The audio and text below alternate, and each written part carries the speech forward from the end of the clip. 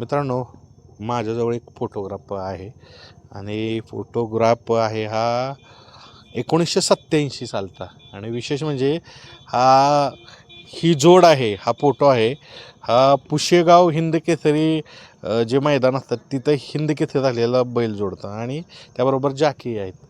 तर मित्रांनो, साधारण 39 वर्ष या घटनेला झालेत. तर आपण आज वेगळा विषय घेऊया की 40 वर्षापूर्वी बैलगाड्या शर्यती कशा होत्या. आणि विशेष म्हणजे काही ज्येष्ठ मंडळी इथं आलेत, ते कधी कॅमेरासमोर आले नाहीत, तर त्यांच्या गप्पा चालू होत्या. मी आवर्जून लिंब तालुका सातारा, जिल्हा सातारा येथे आलो. अजूनही त्यांची मैत्री कायम आहे. बैलगाड्याच्या शर्यतीत झालेली मैत्री ही बघा किती वर्ष चालते. शेतातली कामं सगळी करून गप्पा मारत होती. तर त्यानिमित्तानं आपण आलो होतो. आपणही काय काय गप्पा मारूया. तुम्ही जाकी होता का? काय नाव तुमचं? मदन हनुमंत पाटील. बरं. कुठल्या काळात साधारण तुम्ही हिंद केसरी वगैरे झाला असेल, काळ सांगा. 85 ते 87चा काळ 3 वर्षाचा. 3 वर्षाच्या काळात माझ्याकडे बैल पळणारी 4 होती. दिन्या माणिकची एक जोडी होती, मोहऱ्या मास्तरची एक जोडी होती आणि चोराचा बब्यान माणिकची एक जोडी होती. 3 जोड्या पळणाऱ्या होत्या. त्यात माझं 101 पुरं झालं साखराळ्यात. 101 गुलाल आहे तुमचं? 101 गुलाल माझा साखराळ्यात पुरं झाला. बर. 101 फायनली घेतल्यावर तिथनं बैलगाडी मी मुंबईला पळवायला गेलो. तिकडं 2 वर्ष बिनजोडला बिनजोड 2 वर्ष 3 म्हणजे 2.5 वर्ष तशी बिनजोड गाडी तिथं पळाली. तिथं बक्षीस असं असायचं, 10 मेंढ्या, 10 कणगी आणि 10 हांड असं पैसे नसायचं. असं बक्षीस मुंबईच्या ठाणे जिल्ह्यात, रायगड जिल्ह्यात असं बक्षीस असायचं. बरं. तेव्हापासून तुम्ही त्या काळात गाड्या पळवत आहे. आता तर साहजिकच निवृत्ती घेतली असेल, बैलगाड्या बघत असाल. अजून एक ह्यांचेच मित्र आहेत. तुम्ही कधी पळवत्या बैलगाड्या? 83 ते 86. बरं. तुम्ही हिंद केसरी कधी मैदानात पारितोषिक घेतलेलं? 83 साली पुशेगावमध्ये. होय. पुशेगाव, नागठाण, आणेवाडी. बरं. त्यावेळेस कुठली जोड पळवली होती, कुठली बैल पळवली होती? बाबी आणि श्याम्या. हा ना. बरं. त्याच्यानंतर 87 नंतर बंद केलं का? हो, बंद केलं. बैल पळायचे झाल्यावर काय. बरं. आता जसं सांगितलं बैलगाडी मालक आहेत. तुमचा कुठला बैल होता? अनेक त्यानं किती गुलाल घेतलेले त्या काळात? ते 101 झाले गेले. 101. घरच्या गायचा का विकत आणलेला? विकत आणला होता. होय. तुमचा बैल? विकतच आणलेला होता आमचा. विकत. बैलाचं नाव सांगा. मोहऱ्या. तुमचा? दिन्या दिन्या. माणिक पळत होते. हा ना. हां. बरं. आता मित्रांनो बघा, आता सगळ्यात महत्त्वाचं त्या काळाच्या गाड्या कशा होत्या 40 वर्षापूर्वीच्या, सांगा कशा असायचं? बैलांचं रुटीन सांगा, कसं असायचं? बैलांचं रुटीन म्हणजे हां. पळायचं. हां. त्यावेळी गाड्या काय जास्त जमायच्या नाही, 150 गाडी लय जमायची. त्याच्यामध्ये जशा गाड्या येतील त्या पद्धतीनं फेरं टाकायचं. अड्डा तर चालला पाहिजे. 3 गाड्या काय काय ठिकाणी पळवायच्या, काय ठिकाणी 4 पळवायच्या. लय गाड्या आल्या तर 5 पळवायच्या आणि ते फायनल काढायचे. मैदानांची संख्या मर्यादित होती ना? हो, मर्यादितच यात्रेपुरतीच. मर्यादितच होती त्यावेळेला. होय. फक्त यात्रेचे मैदान भरायची. यात्रेचे फक्त वर्षातून एकदा, म्हणजे पाडवा आला आमचा तर आमची इथली लिंबातली भरायची. तर दुसरे गावाचे कुठले आले तर तिथले भरणार. पण चालत जाऊन सगळे चालत जायचे. टेम्पो वगैरे नव्हतं आत्ताच्या काळात. टेम्पो असून पैसे पाहिजे ना तेवढे ते नव्हतं त्या काळात. पैसे कमी ना त्या काळात असायची. माणुसकी जादा. जादा असायची. बरं. असं आता कसं आहे, एका ठिकाणी जायचं आपल्याला, मग जास्तीत जास्त किती लांब तुम्ही चालत गेलाय? मस्त इथनं पुशेगाव पावतर चालत गेलो नाही. मित्रांनो, इथनं अंतर पुशेगावचं 45 किलोमीटर पडते. तेवढ्या लांब जाऊन तुम्ही 1 नंबर केला. 1 नंबर केले तिथे आमच्या बैलांनी. बरं. परत मला ही बी सांगा, आता मालक म्हणून सांगा, मग व्यायाम वगैरे काय असायचं का बैलाला? बैलाला व्यायाम म्हणजे आज दिवसभर जरी अवतात हाणायचं आणि दुसऱ्या दिवशी हेच व्यायाम. आणि कधीतरी आपले मजेनं होतं, फेरं काढायचं होतं. अड्डा एक 8-10 दिवस पुढे आहे तोपर्यंत पळवायची 2 दिसाड. मित्रांनो, खूप इंटरेस्टिंग पैलू मानतात की पळण्यासाठी बैल नव्हते, शेतकामासाठी बैल घेतली. शेती करताच जी बैल शेती करूनही आम्ही व्यवसाय करत होतो. म्हणजे आता हे कसा ह्यांचा व्यवसाय कसा आहे, नुसता आत्ताची बैल व्यवसाय झाला आहे, तो व्यवसाय नव्हता आमचा. म्हणजे आम्ही शेती आमचं घरचं करायचं आणि मग आपलं मजेनं प्रत्येक गावाला यात्रा असतात ना, प्रत्येक गावची वार्षिक यात्रा, त्यावेळेला त्या यात्रेवर जायचं. तुम्ही ज्यावेळेस तुमच्या बैलांनी एक नंबर केलं त्यावेळेस आदल्या दिवशी शेतीची कामं करून गेला होता. शेतीची काय केलेलं नक्की? ते नांगराला पलटीला ह्याला आणायचं, नांगरी आणायचो, परत पलटीला सहा बैलाची अवताला पलटी असायची, नांगर ती आणायचं आणि मग जायचं दुसऱ्या दिवशी. खुराक काय देता मग? स्पेशल असायचं का काय काय चांगलं नाही, चांगलं काय काय? तसं खुराक आपली हे साधी पेंड, ही कणकीचं गोळं, ही ह्याच्यापेक्षा दुसरं काय खुराक नाही. नाही का बदाम वगैरे काय तसलं नाही नाही नाही तसलं दूध सकट नाही त्यानं. दूध बी नाही ना? नाही नाही तुम्ही बी नाही ना चाललं? नाही दूध नाही, खाणंच फक्त बस. नाही आम्ही बी नाही कधी. आता सगळ्यात महत्त्वाचं मला ड्रायव्हरांच्या नजरेतून बघायचे, पहिली बैल सगळ्यात महत्त्वाचं कसं होतं की जी कामं करून शेती कामं करून जायची, त्यामुळं ती बैल खूप अशी ठाम असायची, बाहेर कधी जायचं नाही. तर असे काय काय लोक म्हणतात की बैल कधी बाहेर जायची नाही आणि गेली तर ते ठीक आहे, पण ठामपणा जादा होता. तर काय सांगाल त्याच्याबद्दल? त्या बैलांचं स्टॅमिना असा होता की आदल्या दिवशी अवताला आपलं हाणायची, संध्याकाळची 5-6 वाजता बैल चांगली पुसायची, आपला धुवून बिवून आणायची. एक रात्रभर समजा बसली तर आपलं दुसऱ्या दिवशी आखाडा जर असला तर एखाद्याकडं शेतकऱ्याकडे जर परिस्थिती बरी असली तर आपल्या ट्रकमध्ये भरायची आणि आपलं जायचं. तिथलं फायनल झालं की आपलं चालत घरी यायचं. पहिल्या बैलात आणि आत्ताच्या बैलात फरक एवढा आहे की पहिल्या बैलाला मारायचं, टोचायचं ही सगळी प्रथा होती. आत्ताच्या बैलाला कायद्यानुसार ती मारहाण चालत नाही, बंदी आहे आणि मारहाण करत बी नाहीत. आता महत्त्वाचं म्हणजे काय त्या टायमाला बैलांना शेतीचा ताण जास्त होता. पळवायच्या आधी आज फायनल घेतलं ते 2-3 दिवस 4 दिवस बैलाला सुट्टी घावायची, पळून आलाय म्हणून थांबा म्हणायचा, मग जरा धुवून बिवून आणून पुसून आपला ठेवायचा. फक्त महत्त्वाचं काय आहे, संध्याकाळी बैल बसेस तोपर्यंत ही मालक लोक बसायची नाहीत. त्यांना बैल वैरण खाऊन बसल, खाली गुडघाभर सकाळ असणार, गादीवर बसायला बसला म्हणजे माणसंही घरात जाऊन मॅट वगैरे नव्हतं ते? मॅट नव्हतं. सकाळ आपलं पाष्टीचं सकाळ हे टाकायचं, त्याच्यावर बैल बसायले की मग हे घरात जाणार आणि जेवून झोपणार. महत्त्वाचं म्हणजे बैलगाड्याला शर्यतीला जाताना सकाळच्या पारी हे मालक लोकांना एक ताकीद, उठल्या बैल सोडला की त्याला भाकरीचा तुकडा किंवा पोळीचा निवद असा त्याच्या तोंडात चारायचा आणि बैल बाहेर काढायचा घरातनं बाहेर. तिकडं बैलगाडीचं फायनल घेऊन आला, काय झालं तर घरी तयार आणून पोजायचा, दावणीवर बांधायचा. ह्या मालकाला बैलाशिवाय दुसरा उद्योग करता यायचा नाही. बैल अशी पहिल्याची पोषण असायची की त्याला 24 तास माणूस बांधील पाहिजे.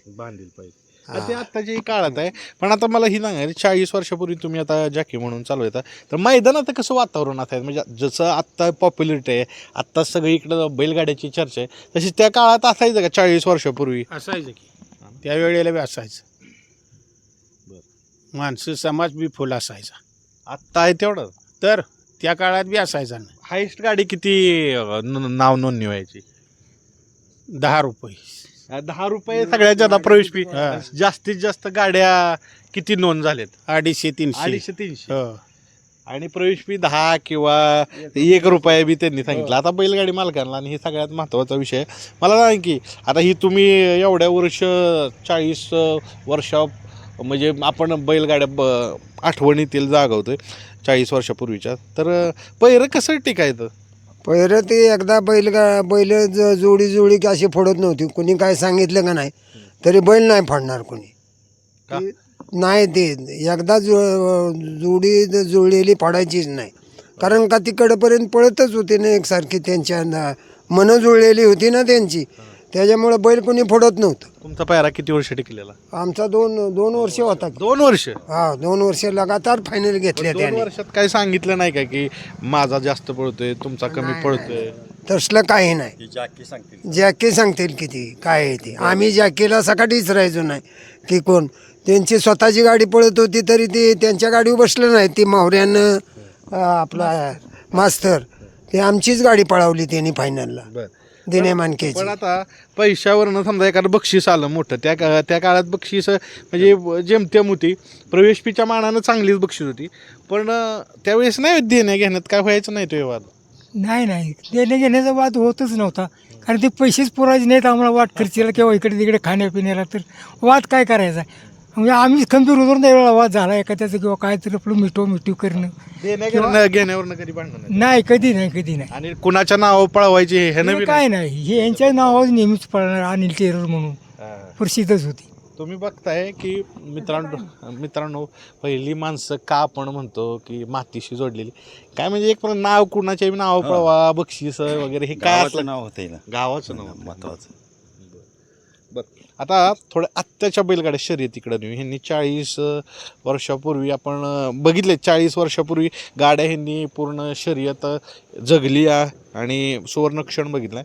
तर आत्ताच्या बैलगाड्या कशा पाहताय? आत्ताच्या बैलगाड्या आत्ताच्या बैलगाड्यातून पहिल्या बैलगाड्यांची पळण्याची क्षमता तीच आहे. बैलांची क्षमता तिथं आहे का? हा अर्धासा म्हणजे अर्धा सेकंदचा थोडाफार पडेल. सर्वसाधारण 1500 फूट पळताना बैलाला 31-32 सेकंद लागायचे फायनलच्या बैलाला त्या टायमाला आमच्या. आणि आतासुद्धा घड्याळ लावून बघितलं 31-32 1-2 पॉईंट कमी जास्त होतंय. पण आता 1000 फूट आहे. आता पल्ला हा कमी आला. हां. तर सर्वसाधारण त्या गतीची तुलना काढली तर अर्ध्याच्या सेकंदाचा फरक पडेल, जास्त पडणार नाही. महत्त्वाचं काय होतंय की पहिली बैल मारहाण सोसून पळायची, आत्ताच्या बैलांना मारहाण नाही. म्हणजे कायद्यानुसार मारहाण करता येत नाही. तफावत एवढीच झाली आत्ताच्या बैलांना त्या. आत्ताची बैलं अबदार आहेत. आत्ताची बैल आज आखाडा आहे तर पाटाची बैल ट्रकात भरून आरामशीर जातात, पळतात आणि बसून माघारी देतात. आमच्या टायमाला तसं नव्हतं. फायनल घेतलं तरी चालत घरी यायचं, दुसऱ्या दिवशी सकाळी पाठ पोचायचं. असं 40-40, 35-35 मैल आम्ही चालवलं आहे. आणि दुसरी गोष्ट अशी की बैल पळणारी ती बेहती आत्ताची बेहती त्यात फरक नाही. फक्त जातीला बैल पहिली जातवान होती. बर आत्ताचे बैल जातवान थोडी कमी येते. जातवान बैल इथं पळणारी पहिली 2-3 नावाजलेली चांगली बैल होती. आता दुगल मैसुरी ह्या जातीतली बैल जास्त पळतात. आता पळणाऱ्या बैलात बकासूर हा बैल 4 वर्ष पळाला. 4 वर्ष पळाला. आमच्या टायमाला 4 बैल अशी होऊन गेली की त्या 5-6 वर्षाच्या काळात 7 वर्षाचा बडाव बैल, 7-8 वर्षाचा बडाव बैल, रायगावचा मोहऱ्या, जेपीचा बब्या, निवृत्ती पाटलांचा पतांग आलं आणि लाडक्या, ही बैल बडावल्यावर 7 वर्षापर्यंत पळाली. बडावल्यानंतर महत्त्वाचं म्हणजे कसं, आमच्याकडे ते दिन्या म्हणून जो बैल होता, ह्यो बैल मला कवा कासरा धरून दिला नाही. आमचा भावाचा बैल होता धाकट्या, ते भावानं सगळं करायचं. मी कासरा हातात धरला की बैल गावायचाच नाही. गाडीत फक्त हळूच जाऊन बसायचं, भ्याचालय. आणि ती दुसरी बैल मारायला अंगावीची, वैरण टाकायची नाही, पाणी पाजायचं नाही, काय नाही, मारायचीच. मला बघितलं की एवढाच बैल आमचा असा होता. बैल बोजाड होता सगळ्या बैलांच्या पेक्षा. फायनलला गेला की तो कोणाला सोडायचा नाही. माणसाच्या कडनं गाडीत कमी पळायचा, पण फायनलला असा अंधार पडायचा, 5-6चं टाईम झालं आणि पब्लिकच्या अंगाने गेला की त्याला डबल वेग लागायचा. फायनल कडनं कवा पडलीच नाही गाडी आमची. आता पारदर्शकता कशा पद्धतीनं पहिलं साहजिकच, म्हणजे आपण कंपॅरिझन बघतोय, आत्ताची पारदर्शकता आली व्हिडिओ वगैरे. पहिलं कसं होतं? काय कॅमेरा ही कायच नव्हतं. पण माणसातनच निर्णय असायचा, म्हणजे पंचांचा निर्णय आणते. हां, आणि पंचांच्या जी बाउंड्री आखलेली असायची पुढं तासाच्या कडेला पंच उभी असायची. 5 गाड्या सुटल्या फायनलला राहिल्या तर 5 पंच असायचे. त्या पंचांनी निर्णय दिलेला सगळ्यांनी मान्य करायचा. आणि थोड्याशा फरकात मग कमी झाले, 2 नंबर 3 नंबर 4 नंबर असं प्रत्येक पंचांनी येऊन सांगायचं आणि तो निकाल जाहीर व्हायचा.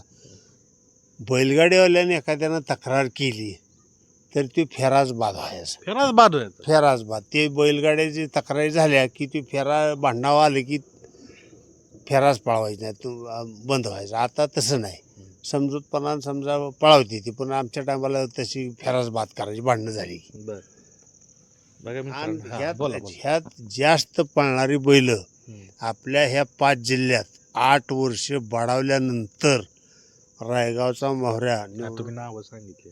निवृत्ताचा पतांग, जीपीचा भब्या आणि लाडक्या आणि बाळू तात्यांचा लिंबमधला चतुर, ही बडाव बैल 8 वर्ष 7 वर्ष झालेपर्यंत पळत होती. बरोबर. अंडीलपणातलं पळणं वेगळं, थोडं कणात आलं, आणि बडाव बैल पळणं वेगळं. बडाव बैल एखादा जर गतीला लागला तर किती पळेल त्याचा अंत लागणार नाही. बरोबर. आपण आत्ताच्या आणि पूर्वीच्या गाड्या बघतोय, तुम्हाला महत्त्वाचा फरक काय दिसतोय पहिल्या गाड्या आणि आत्ताच्या गाड्या? फरक सांगा. फरक काय जास्त नाही, एकसारखाच आहे तशी हो. पळ. माणसांच्यात काय फरक झालाय? माणसाच्यात काय आहे, हं? माणसाच्यात बी काय फरक नाही. पब्लिक त्यावेळेला बी तसंच होतं. हा, नाही बैलगाडी मालक म्हणजे पहिला एखादा 40 वर्षापूर्वीचा बैलगाडी मालक आणि आत्ताचा बैलगाडी मालक कशा पद्धतीने, कसा फरक आहे, काय आहे? फरक आहे म्हणजे पहिली अजिबात फुटतच नव्हती बैल. आता काय पैसे देऊन लगेच फोडाफोड होती पहिरे. पायऱ्याची. तुम्ही काय सांगा? आता पैसा कमवायचं त्यांचं चालू आहे, म्हणजे आपण त्यांना नावं ठेवायची नाहीत. त्यांचं जे काय आहे ते आता पैशाकडं जादा खेळ वळालाय. पैशाकडेच यांचा खेळ चालू आहे. आणि पहिलं कसं होतं, असं काय बैल फोडून माझ्या बैलाभर घाला असं आम्ही काय कुणी कोणाला करत नव्हतो. आमची एक जोडी आहे, आमची पडली आली आली गेली गेली, तसं काय नाही. तुम्ही काय सांगाल दादा? पहिल्या बैलगाड्या 40 वर्षापूर्वी तुम्ही बघत आले ना, आत्ता तुम्ही थोड्याफार बघताय, मोबाईलमध्ये बघत असाल, महत्त्वाचा फरक काय दिसतो तुम्हाला? महत्त्वाचा फरक म्हणजे काय झालं, आता 2 नंबरचाच जास्त झालेला आहे. आता पैसा जास्त झाला माणसांच्या पैशी, त्याच्यामुळं ते फरक वाढत गेला ना आता जास्त, असं झालं ना. जुनी कुठली गोष्ट तुम्हाला दिसत नाही आत्ताच्या गाड्यात? नाहीच आहे जुनीच गोष्ट कुठं कुठली पण गोष्ट तुम्ही ही गोष्ट आत्ता पाहिजे अशी कुठली गोष्ट सांगाल? जुन्यातली का? जुन्यातली म्हणजे जॉकीच्यात 1 नंबर ही चालणारी जॉकी आता आहेत ना सध्या, हे एक राहिले नाहीत. असं मदन पाटील होते त्या टाईपचे आता राहत नाही ना, असं आहे ना. मी असं म्हणेन की जुनी माणसं राहिली नाहीत आणि त्या पद्धतीनं जो प्रामाणिकपणा, जो जिव्हाळा होता तो कमी झाला आहे. म्हणजे बैलगाड्यातच नाही, आपण आत्ता जर समाज व्यवस्था पाहिली तर तसंच झालेलं आहे. तुमचं निरीक्षण काय आहे? आमच्या वेळेला धोतरवाली लेंगावाली असली लोक जास्त असायची. आता कशी पोरं येते, पोरं जास्त येते आता. बरं. त्यावेळी म्हातारी लोक येत होती आणि आवर्जून बघायला यायची. हां. आता जर बैलगाड्यात एक महत्त्वाचं तुम्हाला सांगितलं की एक महत्त्वाचा असा एक संदेश द्या नवीन पोरांना, काय सांगाल तुम्ही? आता नवीन पोराला आपण सांगितलं तर वाईट वाटेल ना. नाही, सांगा की तुम्हाला एक चांगलं म्हणजे कारण 40 काय वर्ष. आता ही पोरं जी जातात हे शाळेकडे लक्ष नाही किंवा घराकडे लक्ष नाही, कामाकडे लक्ष नाही, हे त्यांचं त्याने ठरवायला पाहिजे. आता आपण सांगून काय करायचं? तिकडे लक्ष द्यावं. तुम्ही काय सांगाल एक संदेश जाता जाता मुलांच्या बद्दल का? म्हणजे आत्ताच्या पिढीला? अहो आताच्या पिढीचं कसं आहे, आता इथनं एक सांगून गेलो आपण ना, तर तो तिसराच करतो तिथं आमच्या तिथे गेल्यानंतर. ही नाही पाहिजे, म्हणजे ते एक वळण लागण्याची फरक पडत चालला ना. ज्यावेळी आमच्यात होतं ते आता ह्या आताच्या मुलात राहिलंच नाही ते ना. म्हणजे त्यांचं ऐकलं पाहिजे, शांत ऐकलं पाहिजे, ऐकत नाहीत ना ते, असं होतं ना. तुम्ही काय सांगाल? एक मेसेज सांगत असेल बैलगाडी मालक, चालक किंवा आयोजकांना, तर तुम्ही काय सांगाल? काय ते आता आत्ताच काळच वेगळा झाला. तुम्ही सांगितलं तुमचं ऐकायचं हतनं सोडायचं, तुझा बैल दुसरीकडे घाल, येडा आहेस. ते बैल ऐकतोय का? आणि तुला कळतच नाही बैल कुठं घालायचं काय. फायनलचं बी पैसे आणि 50,000 त्यानं बैल घातलेलं त्याचंही पैसे, म्हणजे तो बाजारच झाला ना. का पहिल्यासारखं एक वचनी की एकाच येणं की काय नाही बाबा चाललंय गाडी आली ती, असं काही नाही. एक वचनी राहिलं पाहिजे. एक वचनी राहतच नाहीत आत्ताची. म्हणजे तुम्ही पिढीला सांगताय की एक वचनी राहिलं पाहिजे. तुम्ही काय आता काय सांगणार? काय मेसेज देताल? बघते ती व्हिडिओ. कसं आहे पहिल्या पिढीत आणि आत्ताच्या पिढीत लय फरक आहे हां असं आहे. पहिली पिढी वेगळी एकमेकाला जाणून घेत होती. आत्ताची काय कोण पिढी ऐकती का? ऐकू शकत नाही. जाणून घेतलं पाहिजे. एक एक मुद्दा भारी सांगतात बघा. त्यात बैलाचं असं शास्त्र, बैलाच्या वजना इतकं जरी पैसे दिलं तरी बैल जोडी जॅकीच्या शब्दावर फुटत नव्हती. आणि मालक असे खंबीर होते की एखाद्यानं बैला एवढं जरी पैसे देतो म्हणला तरी बैल फोडायची भानगड नसायची. पळायचं एखादा कमी जास्त झाल्यानंतर बैल फटाफटी व्हायची. पण 1-2 वर्षाचा काळ गेल्या.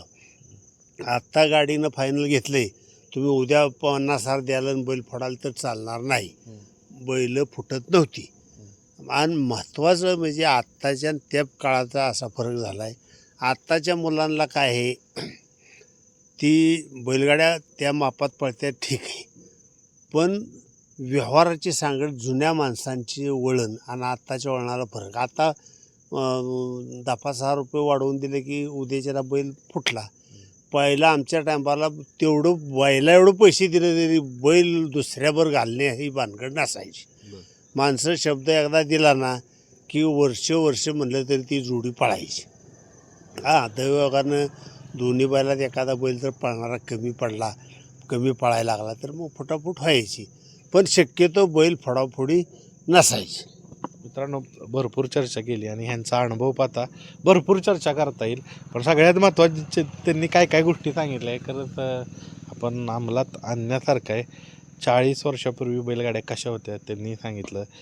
काय काय गोष्टी त्यांनी आपण कशा पद्धतीनं बैलगाड्या ते बघतात तेही सांगितलं. तर काय काय चांगल्या गोष्टी आहेत त्या घ्या. मित्रांनो, 40 वर्षापूर्वी जशा बैलगाड्या होत्या तशा तर राहणार नाहीत. बदल हा म्हणजे आपण सगळ्यात असा नैसर्गिक गुण आहे. कुठल्याही क्षेत्रात बदल होत राहतो आणि तो हळूवार पद्धतीनं होत राहतो. चांगल्या पद्धतीनं काय काय गोष्टी झाल्यात. तर नव्याची आणि जुन्याची सांगड घालत आपण पुढं जाऊया. तर मित्रांनो, हा व्हिडिओ घेण्यासाठी मी लिंब तालुका, सातारा जिल्हा सातारा येथे आलो होतो. धन्यवाद.